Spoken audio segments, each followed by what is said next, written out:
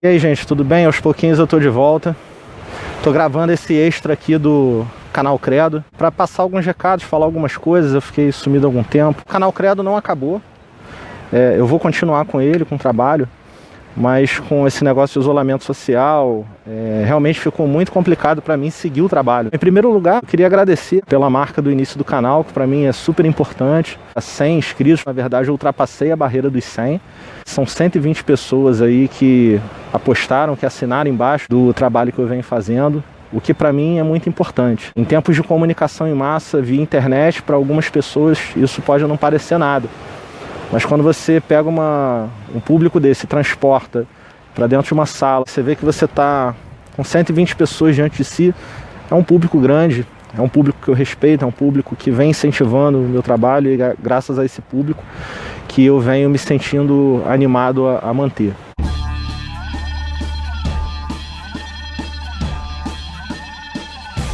Eu tô de máscara, que eu tô aqui na área pública, né? A gente precisa respeitar, embora seja um espaço aberto, com pouca gente passando. Eu acho que é uma questão de responsabilidade. Espero que não atrapalhe aí o áudio, né? E daqui pra frente esse vai ser o meu local de gravação, sempre que possível, sempre que o tempo estiver bom. Eu vou procurar fazer aqui nessas externas, eu acho muito melhor do que fazer em casa. Eu, sinceramente, me sinto muito mais à vontade. Afinal de contas, eu faço vídeo dentro de um apartamento, com esposa, com filho, e nesse tempo de isolamento social, confesso que eu não me sinto muito à vontade, às vezes nem para falar um pouco mais alto. Então acho que isso de uma certa maneira atrapalha você ficar gravando de madrugada, preocupado se o filho está dormindo, se o filho está acordado, se vai acordar com você falando, se sua esposa vai acordar com você falando. Então eu, como não tenho estúdio, não sou profissional, eu estou aproveitando agora que esse isolamento social está sendo aos poucos relaxado. Então, tomei a iniciativa de procurar aqui um lugar aberto, não aglomerado, ventilado, né? E brindar vocês um pouquinho com essa natureza, nem que seja através daí do 3x4 do celular.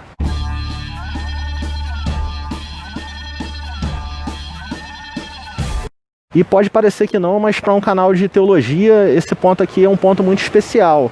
Aqui do meu lado esquerdo eu tenho a entrada da Baía de Guanabara, né, que é o ponto-chave de colonização da cidade. Esse local aqui, para a história do Brasil, para a história do Rio de Janeiro e para a história da igreja também, na América Latina, ele tem uma importância especial, porque afinal de contas, aqui foi instalada a primeira igreja reformada das Américas, quando junto com Villegagnon vieram huguenotes franceses, acompanhando a expedição francesa, a missão francesa, e estabeleceram aqui na ilha de Villegagnon uma paróquia reformada.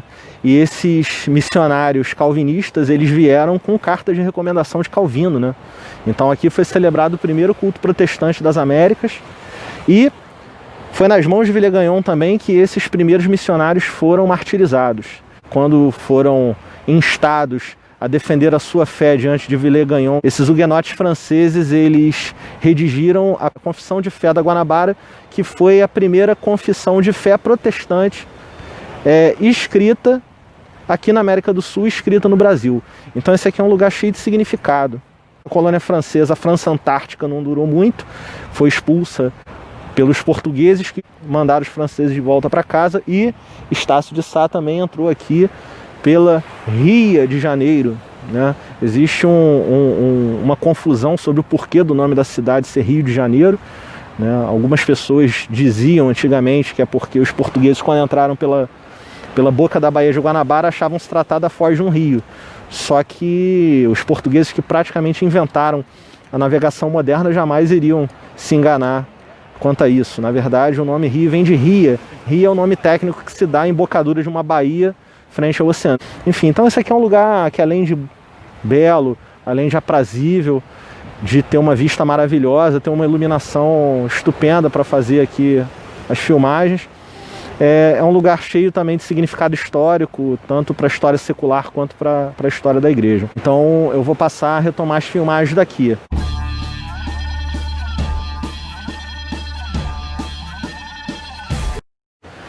Bom, por que o canal ficou parado, né? Porque eu não sei quanto a vocês, mas para mim esse período de isolamento, de afastamento social foi ficando muito difícil, né? Eu trabalho numa empresa estatal, colocou todos os empregados de home office, né? A minha esposa é do serviço público, ficou de home office. Então a gente pôde fazer o isolamento à risca. Só que aquilo que foi bom para nós, preservar a nossa saúde, preservar a saúde coletiva, evitando que o vírus disseminasse, de uma certa maneira foi muito cansativo do ponto de vista psicológico, né? Porque você fica muito tempo preso em casa, e aí você fica enfadado, a criatividade cai, você fica muito...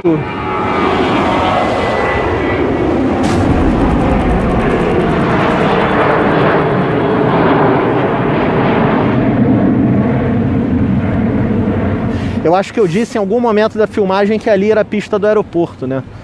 Bom, então o fato de eu ter ficado em isolamento social acho que me atrapalhou um pouco a produzir, porque chega uma hora que você fica muito cansado de ficar em casa, a criatividade ao mesmo tempo vai embora, e aí você fica enfadado, ao mesmo tempo trabalhando em casa, todo mundo trabalhando em casa, então chegou uma hora que ficou inviável fazer as minhas entregas do meu trabalho, porque eu não vivo do canal, obviamente, cuidar de filho, eu tenho um filho de 5 anos em casa. Então ficou muito complicado seguir com o canal nessas circunstâncias.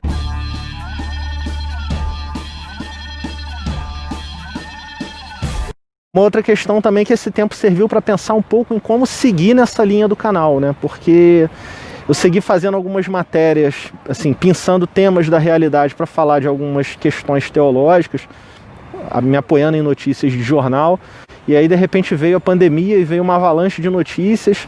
E eu mudei o formato do canal para fazer na forma de um vlog, mas ficou absolutamente inviável administrar esse formato, porque em condições normais, digamos assim, de temperatura e pressão, né, você tem uma notícia aqui, outra ali, alguma notícia relevante a cada uma semana, 15 dias, e aí todo dia era uma enxurrada de notícias, e algumas das quais muito relevantes para o trabalho que eu faço, que eram questões que envolviam ciência, fé, política, e chegou um momento que não deu para acompanhar. E aí eu decidi também estabelecer de uma maneira bem clara essa linha do canal, né? Eu confesso que eu não tenho condições de ficar acompanhando o noticiário brasileiro e ficar comentando ponto a ponto, né? Porque isso aí é um trabalho praticamente jornalístico, que envolve equipe, envolve produção, né? E eu tenho uma vida para tocar, então fica absolutamente inviável eu sozinho tocar praticamente um escritório jornalístico para tomar conta de todas as notícias relevantes do ponto de vista de política e religião e trazer comentado, porque não é só ligar uma câmera e falar o que vem na cabeça, falar o que se pensa, né?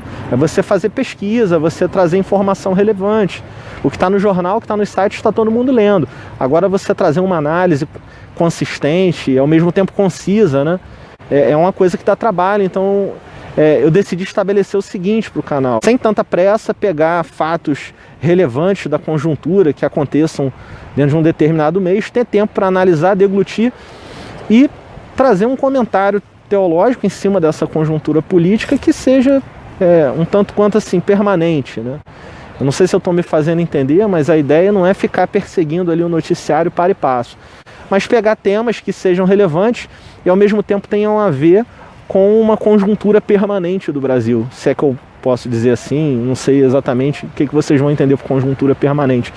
Mas enfim, o Brasil ele é formado por certas constantes em matéria de política, religião. Eu vou retomar o meu canal falando basicamente sobre 2 temas. Eu quero explorar um pouco o conceito de cristandade, que é um termo teológico, histórico, mas muito mais teológico, que designa esse casamento entre igreja e Estado, que foi uma coisa que começou no século IV depois de Cristo, se enfraqueceu no século XIX e agora parece que volta com força total.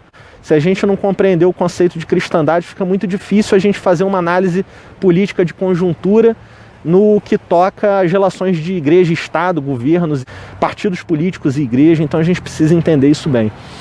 E já sinalizo também que eu vou pegar um gancho numa fala do ministro Celso de Mello, decano do Supremo Tribunal Federal, que há cerca de 2 meses atrás comparou a situação do Brasil atual com a história da República de Weimar, que praticamente testemunhou a ascensão do nazismo sob os olhos das igrejas, tanto evangélicas e católicas. Obviamente que ele não disse isso, ele só comparou a situação histórica atual do Brasil com o final da República de Weimar, antes da instauração ali do regime nazista, E eu entendi que também era um momento de trazer um pouco de história da igreja para falar de nazismo, a relação das igrejas com o nazismo, como é que isso foi na Alemanha e, de uma certa maneira, estudar com vocês essa coisa e comparar com o caso brasileiro, ver o que tem de semelhante, ver o que tem de diferente, ver como é que terminou essa história lá e ver que possibilidades a gente tem aqui no Brasil para reverter esse quadro que eu já digo de cara que não é bom,